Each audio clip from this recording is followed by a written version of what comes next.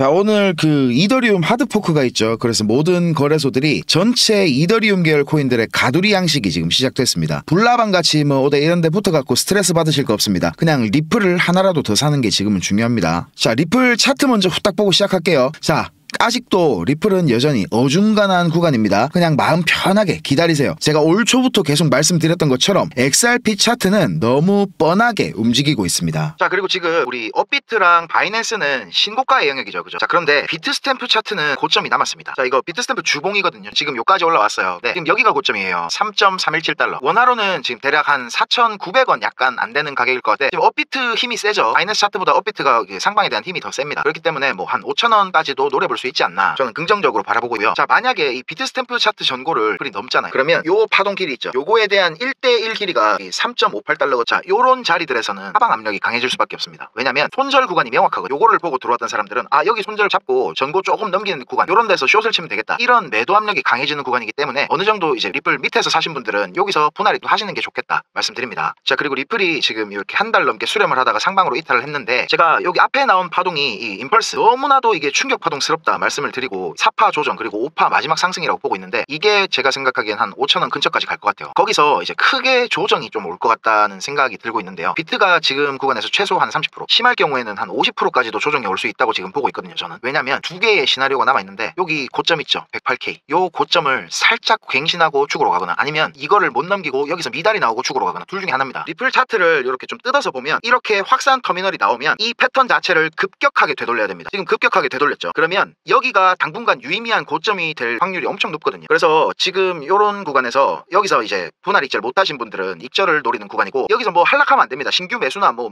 추가 매수 이런 건 절대 안 되는 구간이고, 리플 차트를 크게 보면 여기 올라온 파동 전체가 이 충격 파동 같거든요. 그러니까 여기에 대한 최소한의 조정이 와야 돼요. 그래서 제가 요 세 구간을 뽑아놨는데, 설명을 드리자면 여기가 이제 제일 확률이 높은 자리인데 2,310원부터 2,440원 요 사이까지 떨어진다면 진짜 그 절 한번 박으시고 감사하게 매수를 하시면 되겠다. 요거 참고해서 매매 잘 하시고요. 자, 요 이유가 궁금하신 분들은 제 텔레그램 방에다가 이렇게 엄청나게 정리를 해드렸어요. 오늘 3시간 동안에 글 적었는데, 자, 제가 코멘트 해드린 대로 여기 5,000원 근처에서 수익 실현하신 분들은 지금 뭐 XRP 개수가 못해도 2배 이상은 늘어나셨죠. 자, 지금 나온 여기 2,426원 저점도 제가 가능성이 제일 높다고 말씀드린 구간에 정확히 만들어졌습니다. 자, 고점이 나오기 전부터 여기 5,000원 근처에서 이까지 내릴 거라고 저는 말씀을 드렸고, 저점이 만들어지던 이 공포의 시간에 저는 확신을 가지면서 조정이 끝났다고 말씀을 드렸습니다. 자, 지금 제 자랑을 하고 싶은 게 아니고요. 그만큼 XRP 차트는 예측 가능한 범위 내에서 너무 뻔하게 움직이고 있다는 겁니다. 자, 그런데 지금 이런 어중간한 구간에서 말씀드렸지만 뭐 하려고 애쓰지 마세요. 단기적인 관점은 지금 변한 게 없습니다. 슬금슬금 이렇게 내려온다면 2,840원에서 2,900원 요 사이 구간, 여기 정도에서 저는 추가 매수를 시작할 생각입니다. 자, 그리고 나서 잘 올라준다면 여기 보이시죠? 3,960원부터 4,170원 요 사이쯤에서 이제 강한 저항이 예상이 되거든요. 차트 진행되는 거 보면서 그때 가서 뭐 분할 익절을 할 건지 홀딩을 할 건지 판단할 거고요. 지금 당장의 수익도 중요하지만 결국 XRP를 몇 개나 들고 있네 싸움입니다. 이거는 저희 채널 구독하시고 제 영상만 꾸준히 보셔도 이 치열한 XRP 지분 전쟁에서 우리는 반드시 승리할 수밖에 없다는 걸 말씀드리고 싶고요. 자, 바이낸스 차트를 잠깐 보시면요. 지금 그 원화 환율이나 업비트 김치 프리미엄 그리고 달러 인덱스가 정상적으로 움직이는 상황이 아니기 때문에 원화 차트랑 이 테더 차트랑은 괴리가 상당한 상황입니다. 아무래도 이렇게 거래량이 제일 많은 바이낸스 차트로 분석하는 게 신뢰도가 더 높을 것 같고요. 자, 제가 텔레그램 방에 급하게 올려드렸던 거 여기 기억나시죠? 3,300원에 분할 익절하고 더 내릴 거다 이렇게 말씀을 드렸었는데, 여기 확대해서 보시면 이렇게 그 고점은 올라가죠. 가격 고점은 이렇게 올라가고 있는데 RSI 보조지표 고점은 이렇게 내려가고 있죠. 자, 요게 바로 뭐라 했습니까?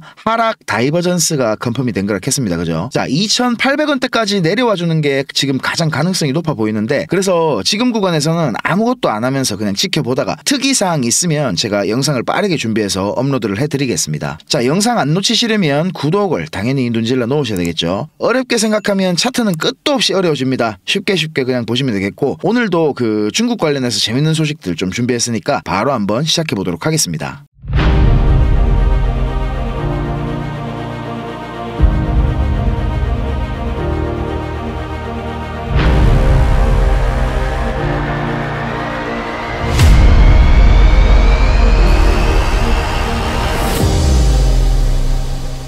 자, 리플 홈페이지에 이렇게 1분기 시장 보고서가 또 올라왔는데요. 2분기부터는 지금 현재의 형태로 보고서를 업로드하지 않기로 했답니다. 대신에 그 공식 SNS 계정 이런 데로 회사와 XRP 관련된 업데이트를 공유한다고 하네요. 자, 리플의 투명성은 여러 경우에 회사에 불리하게 사용이 됐으며 특히 이제 SEC가 그런 짓을 많이 했다고 적혀 있네요. 소송이 한참 진행될 때는 투명하게 뭐 다 이걸 공개하다가 소송 끝나니까 SEC 탓을 하면서 이 보고서를 이제 안 낸다. 이게 좀 의아하긴 한데 뭐 아무튼 그렇다고 합니다. 자, 이렇게 보고서를 쭉쭉쭉쭉 내려보면 우리가 필요한 건 딱 요거죠. 온체인 데이터. 자, 우리는 이 온체인 활동이랑 XRP 개수만 보면 됩니다. 작년 4분기에 실적이 이게 너무 좋았죠. 그렇기 때문에 당연히 1분기 보고서는 다소 떨어질 수밖에 없는 거를 감안해야 됩니다. 1분기에 XRP 50만 개 정도가 수수료로 소각이 됐다. 요게 좀 눈에 띄고요. 뭐 리플랩스에서 보유하고 있는 XRP는 45억 6천만 개, 그리고 에스크로에 잠겨 있는 거는 지금 371억 개라고 합니다. 자, 지금 제 영상 보시는 행님들 중에서도 XRP를 10,000개 이상 보유하고 계신 행님들 꽤 되는 걸로 알고 있습니다. 혹시 근데 따로 지갑 안 쓰시고 거래소에다가 XRP를 모으시고 계신 분들은 제발 좀 제가 지갑으로 옮기라고 부탁을 좀 드리겠습니다. 이 셀프 커스터디를 하셔야 이 어디 가서 코인 한다 하는 소리를 할 수가 있겠죠. 업비트, 뭐 빗썸이 제 아무리 안전하다고 하지만 이런 거래소들이 언제 입출금이 막힐지 뭐 또 언제 해킹을 당할지 이건 우리가 알 수가 없는 겁니다.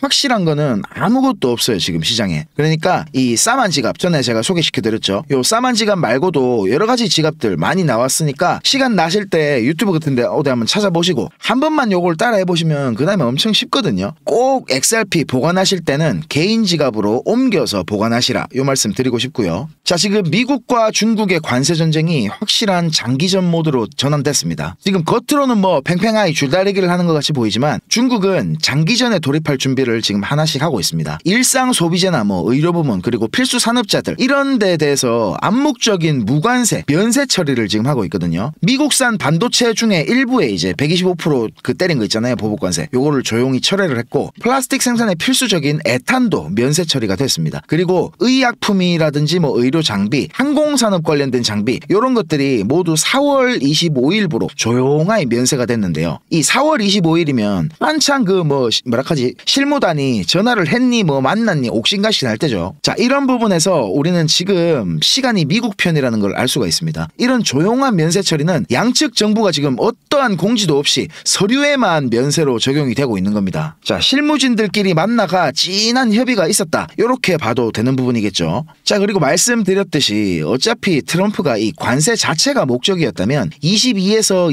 26% 요 정도 선의 보편적 관세가 적용이 될 것이고 협상을 하는 척 관세를 이게 트럼프가 내리는 척하면서 중국에서 다른 걸 뺏어올 게 분명합니다. 그게 뭐가 될지는 뭐 지금 예측 불가능한 트럼프이기 때문에 조금 더 지켜봐야 되겠고요. 일단 틱톡은 100%입니다. 그죠? 틱톡은 미국이 뺏어오는 걸 100%라고 봐야 되겠고 지금 그 중국이 꺼내든 카드들이 예사롭지 않은 게 좀 있어가지고 오늘 제가 전달해 드리려고 하는데요. 첫 번째는 민간 기업까지 중국 내에 있는 모든 기업들을 포함하는 그 통계 자료 있잖아요. 그런 것들을 완전 비공개화하는 겁니다. 자, 사실 중국에서 내놓는 자료 자체가 이 데이터들 자체가 이미 정부 차원에서 마사지가 어느 정도 됐다고 봐도 될 정도로 지난 몇 년간 데이터들을 저도 뭐 100% 믿지는 않았지만 이번 조치는 뭔가 좀 다릅니다. 진짜 하나도 안 빼놓고 모든 비국영 회사들의 제품 생산량 보고서 이런 것도 싹 다 그냥 비공개 처리를 하라고 엄포를 놨다고 합니다. 중국 내에서 나오는 자료들을 다 블라인드 시키겠다는 거죠. 사실 그 트럼프가 중국을 정확하게 압박할 수 있었던 타이밍을 잡은 것도 중국 내수가 완전히 뭐 박살이 났고 부동산도 경기 침체가 계속 지속됐다. 이런 데서 시작한 거잖아요. 그래서 중국이 다소 감정적이라고 볼 수 있는 조치를 지금 취했다고 저는 생각이 되고요. 자, 두 번째 더 골 때리는 게 배급제의 부활입니다. 자, 중국 정부에서 꽤나 진지하게 이렇게 비공개 지침을 지금 내렸다고 합니다. 이번 무역전쟁 상황이 좋지 않게 좀 흘러가는 경우에 배급제를 전면적으로 부활시키겠다고 말을 했는데요. 원래 이 배급제라 하는 게 생계의 직접적인 상품들의 공급량이 매우 줄었을 때 이럴 때 이제 사회 혼란을 막는 용도로 시행이 되는 거잖아요. 근데 이 관세 위기를 지금 중국만이 할 수 있는 카드로 반전을 주겠다. 이런 의도로 저는 해석을 하고 있습니다. 이번 관세 전쟁을 통해서 중국이 뭐 위기 상황에 봉착한 건 맞지만 이걸 극복하는 데서 그치지 않고 미국의 패권에도 우리가 데미지를 주겠다. 이런 의지를 표명한 거라고 봅니다. 미국의 미국의 패권을 무너뜨리려면 이 달러에 대한 제재가 필수적이겠죠. 그래서 이번 공산당의 비공개 지침에는 이런 내용도 포함이 되어 있다고 하는데요. 자, 금융 제재에 대한 내용을 살펴보면 중국 공무원이나 국영기업들 있죠. 이런 데는 20만 달러 이상의 예금에 대해서 즉시 국내 송금 또는 제3국으로의 이전을 명령했습니다. 여기에 불복하면 반역죄로 다스린다고 엄포를 놨는데요.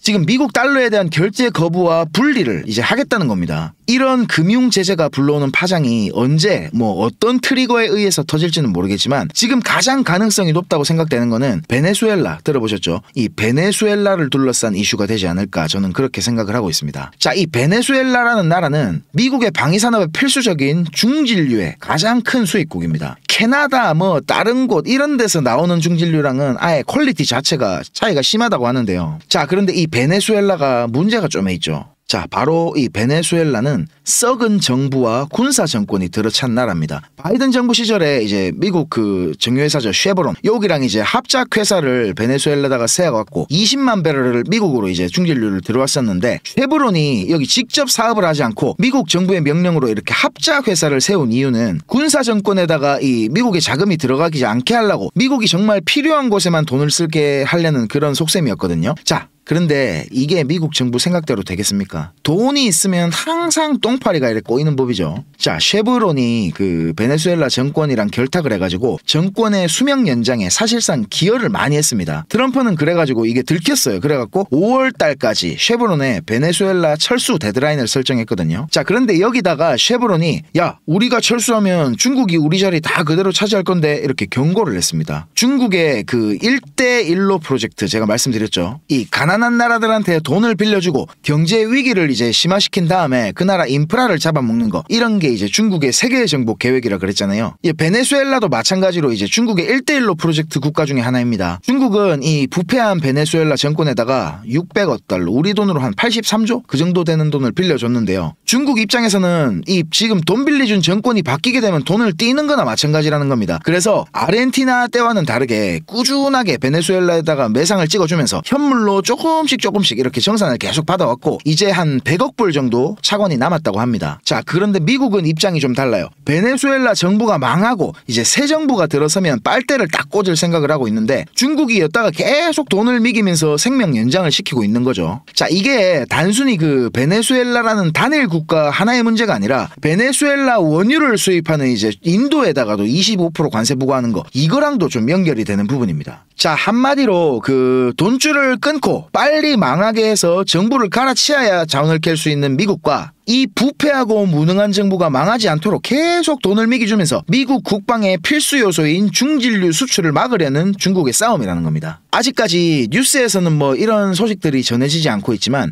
대략 한 요번 달 말 요 정도 안에는 베네수엘라를 둘러싼 갈등이 본격화되지 않을까 이렇게 저는 예상을 하고 있고요. 이런 흐름들을 알면 앞으로 시장이 어떻게 흘러갈지 이래 큰 그림을 좀 그릴 수가 있겠죠. 자, 며칠 전에 금값이 온스당 3,500불 고점을 만들었습니다. 그러고 나서 이제 지금까지 좀 조정을 받고 있는 모습인데 금이 고점을 만들고 조정을 받으면 뭐다? 그 다음은 비트코인입니다. 바로 역사는 반복되고 차트는 프랙탈인 겁니다. 그냥 이거는 공식이니까 이런 건 좀 외워두세요. 시장 상황이 불안해서 안전자산인 금으로 돈이 몰리고 그 다음에 어느 정도가 해소가 되고 나면 위험자산 시장으로 유동성이 분배가 되는데 지금 상황을 보면 나스닥보다는 당연히 우리 크립토 시장에 더 안정적이기 때문에 여태까지는 없었던 유동성 홍수가 우리 코인 시장으로 몰려올 게 지금 불보듯 뻔한 상황입니다. 지금 이럴 때 금 사시는 분들은 자, 오른손을 높이 드세요. 그러고 자기 대가리를 석차례 시기 때리시면 됩니다. 아시겠죠? 자, 비트코인 도미넌스 65%, 중국의 울며 겨자 먹기식 유동성 공급, 미국 연준의 금리 인하와 더불어서 양적 완화의 시작, 이 모든 게 지금 답을 알려주고 있는데 우린 뭐가 걱정입니까? 그죠? 세 번째 알트코인 대불장은 이제 우리 코앞으로 다가왔고 지금 여기에 대비를 못하시는 분들은 나중에